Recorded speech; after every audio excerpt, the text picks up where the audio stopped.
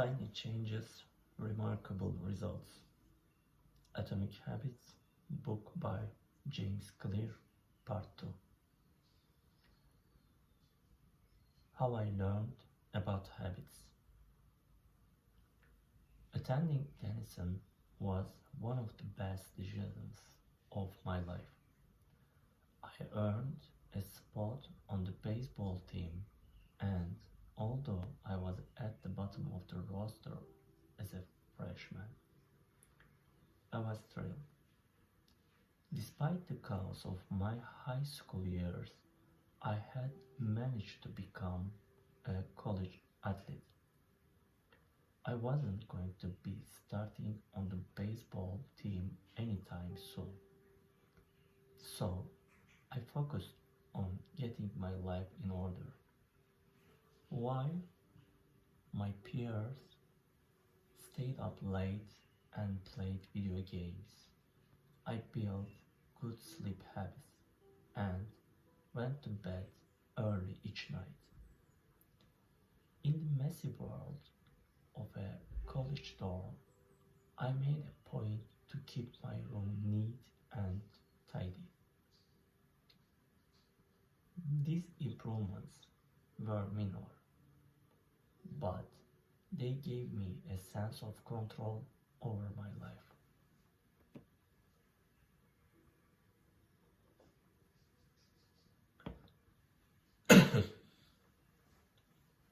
Excuse me. I started to feel confident again, and this growing belief in myself rippled into the classroom as I improved my study habits and managed to earn straight A's during my first year. A habit is a routine or behavior that is performed regularly and, in many cases, automatically. As each semester passed, I accumulated small but consistent habits that ultimately led to results that were unimaginable to me when I started. For example, for the first time in my life, I made it a habit to lift weight multiple times per week, and in the years that followed, my 6 foot 4-inch frame bulked up from featherweight 170 to a lean 200 pounds. When my sophomore season arrived, I earned a starting role on the pitching staff by my junior year. I was voted team captain, and at the end of the season, I was selected for the All Conference team. But it was not until my senior season that my sleep habits, study habits, and strength training habits really began to pay off. 6 years after I had been hit in the face with a baseball bat, flown to the hospital, and placed into a coma, I was selected as the top male athlete at Denison University and named to the ESPN Academy All-America team, an honor given to just 33 players across the country. By the time I graduated, I was listed in the school record books in 8 different categories. That same year, I was awarded the university's highest academic honor, the President's Medal. I hope you will forgive me if this sounds boastful. To be honest, there was nothing legendary or historic about my athletic career. I never ended up playing professionally. However, looking back on those years, I believe I accomplished something just as rare. I fulfilled my potential, and I believe the concept in this book can help you fulfill your potential as well. We all face challenges in life. This injury was one of mine, and the experience taught me critical lessons.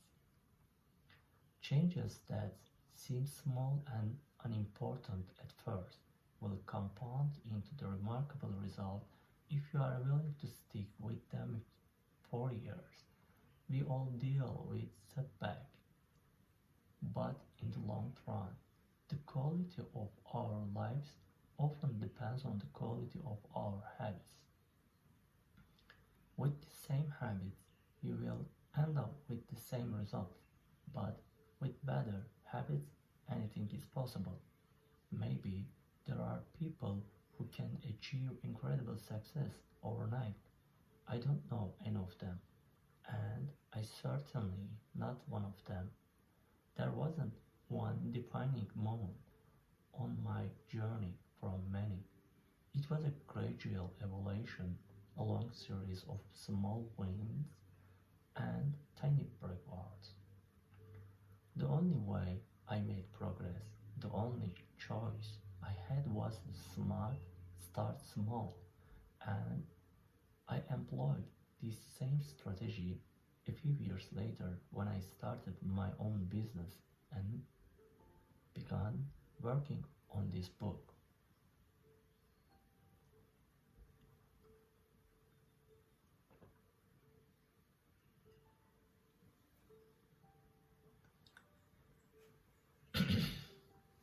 Sorry. How and why I wrote this book. In November 2012, I began publishing articles at James Clear Com. For years, I had been keeping notes about my personal experiments with habits, and I was finally ready to share some of them publicly. I began by publishing a new article every Monday and Thursday. Within a few months, the simple writing habit led to my first 1,000 email subscribers, and by end of 2013, that number had grown to more than 30,000 people. In 2014, my email list expanded to over 100,000 subscribers, which made it one of the fastest growing newsletters on the internet. I had felt like an imposter when I began writing 2 years earlier, but now I was becoming known as an expert on habits, a new level that excited me but also felt uncomfortable. I had never considered myself a master of the topic, but rather someone who was experimenting alongside my readers.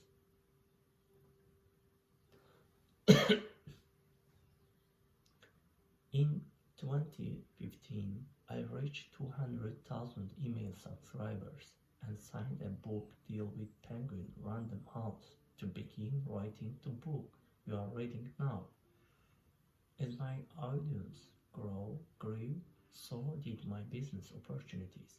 I was increasingly asked to speak at top companies about the science of habits formation, behavior change, and continuous improvement. I found myself delivering keynote speech at conferences in the United States and Europe. In 2016, my article began appear regularly in major publications like Time, Entrepreneur, and Forbes. Incredibly, my writing was read by over 8 million people that year. Coaches in the NFL, NBA, and MLB began reading my work and sharing it with their teams. At the start of 2017, I launched the Habits Academy, which became the premier training platform for organizations and individuals interested in building better habits in life and began and work. Fortune 500 companies and growing startups began to enroll their leaders and train their staff. In total, over the thousands leaders, managers, coaches, and teachers have graduated from the Habits Academy, and my work with them has taught me an incredible amount about what it takes to make habits work in the real world. As I put the finishing touches on this book in 2018, JamesClear.com is receiving millions of visitors per month, and nearly 500,000 people subscribe to my weekly email newsletter, a number that is so far beyond my expectations when I began that I am not even sure what to think of it.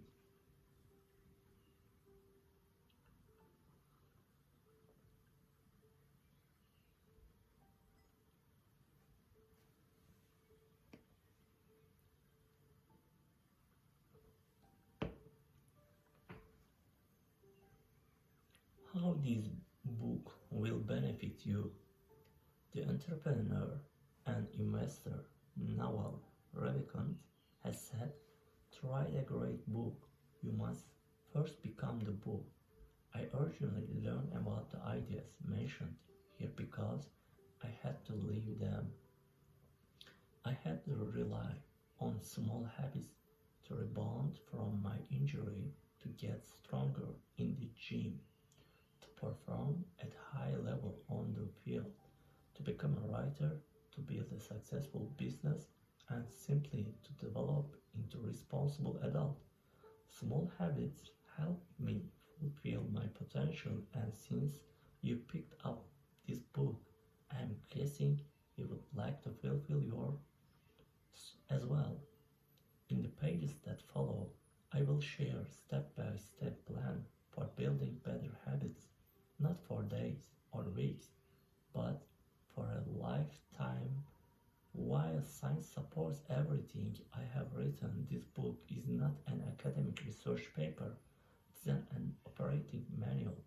You will find a wisdom and practical advice front and center as I explain the science of how to create and change your habit in a way that is easy to understand and apply. The fields I draw on, biology, neuroscience, philosophy, psychology, and more, have been around for many years. What I offer you is synthesis of the best ideas smart people figured out a long time ago, as well as the most compelling discoveries scientists have made recently. My contribution, I hope, is to find the ideas that matter most and connect them in a way that is highly actionable. Anything wise in these pages you should credit to many experts who precede me. Anything foolish, assume it is my error. The backbone of this book is my four-step model of habits: cool, cue, craving, response, and reward, and their four laws of behavior change that they evolve out of these steps. Readers with a psychology background might recognize some of these terms from operant conditioning, which was the first proposed as stimulus response reward by B.F. Skinner in the 1930s, and has been popularized more recently as cue routine reward in The Power of Habit by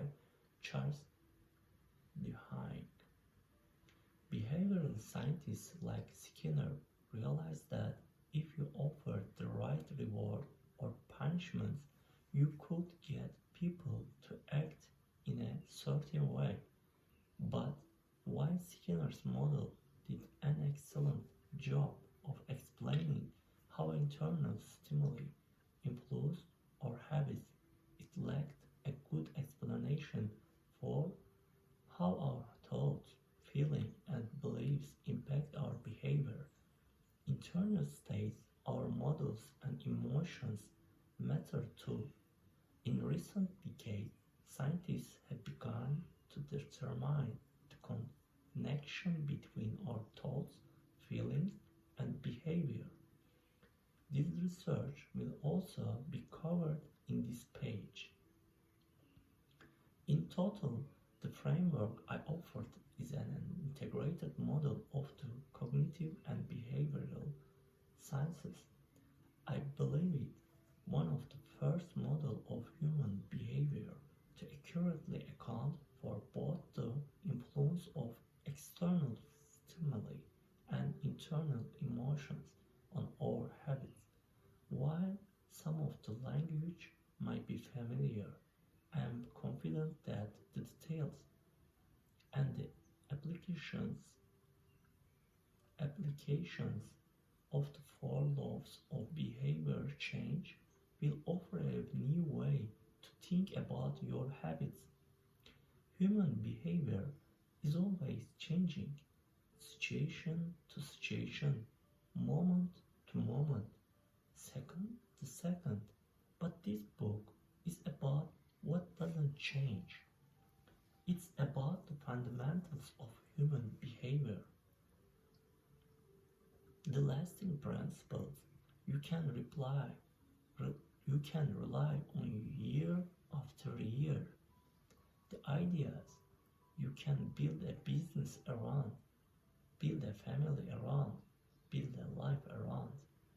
There is no one right way to create better habits, but this book describes the best way I know, an approach that will be effective regardless of where you start or what you are trying to change.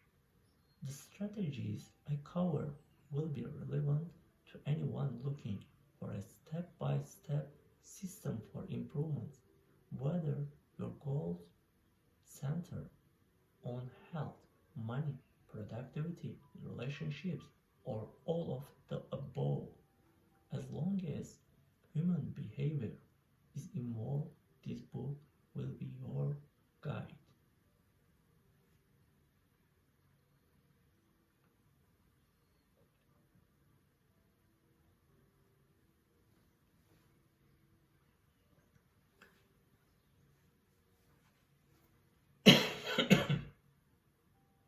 Sorry. The fundamentals. Why tiny changes make a big difference.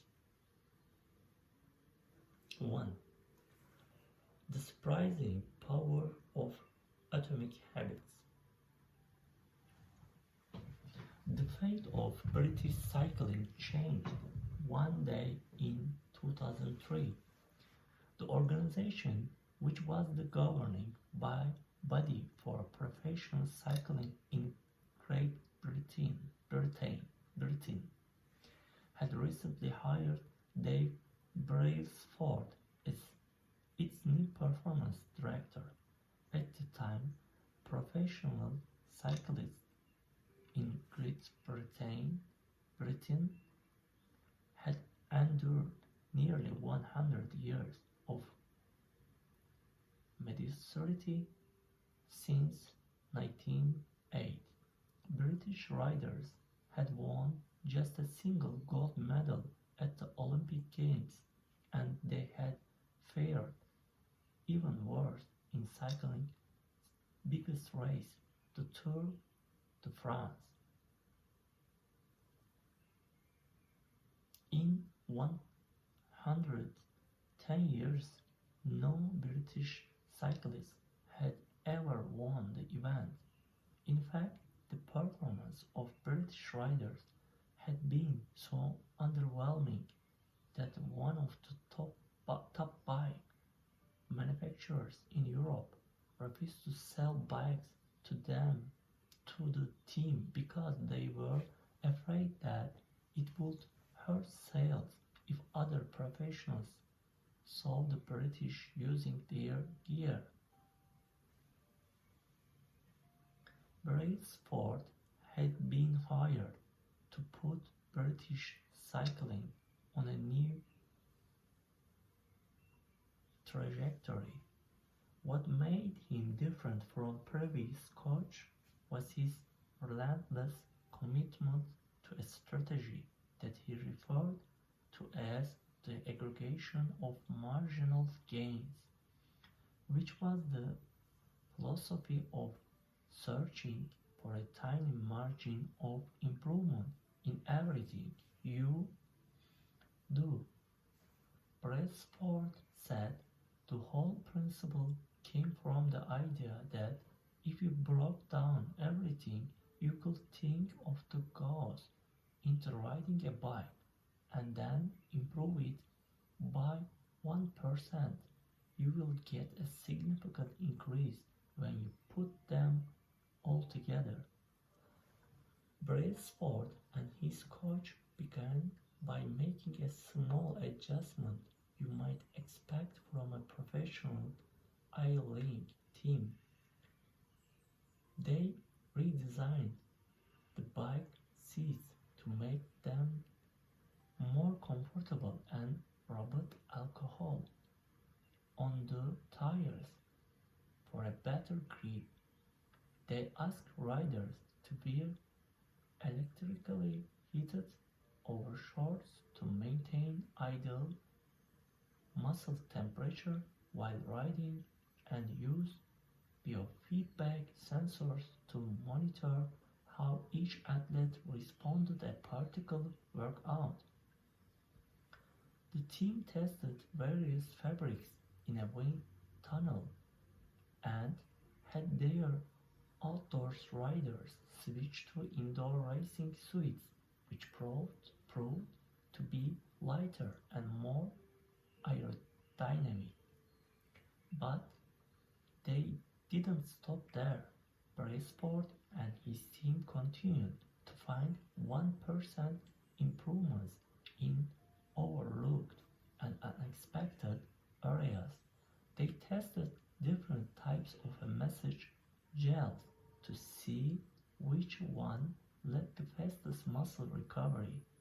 They hired a surgeon to teach each rider the best way to wash their hands to reduce the chances of catching cold.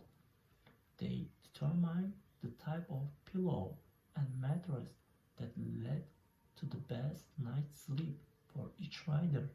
They even painted the inside of the team truck white, which helped them spotlight bits of dust that would normally slip by unnoticed but could degrade the performance of the finely tuned bikes.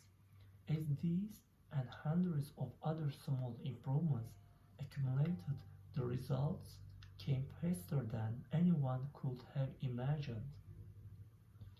Just 5 years after Brailsford took over, the British cycling team dominated the road and track cycling events at the 2008 Olympic Games in Beijing, where they won an astounding 60% of gold medals available. 4 years later, when Olympic Games came to London, the Brits raised the bar as they set 9 Olympic records and 7 world records. That same year, Bradley Wiggins became the first British cyclist to win the Tour de France. The next year, his teammate Chris Froome won the race, and he would go on to win again in 2015, 2016 and 2017. giving the British team 5 Tour de France victories in 6 years. During the 10-year span from 2007 to 2017, British cyclists won 178 World Championship and 66 Olympic or Paralympic gold medals and captured 5 Tour de France victories in what is widely regarded as the most successful run in cycling history. How does this happen? How does a team of previously ordinary athletes transform into world champions with tiny changes that, at first glance, would seem to make modest difference at best? Why do small improvements accumulate into such a remarkable results? And how can you replicate this approach in your own life?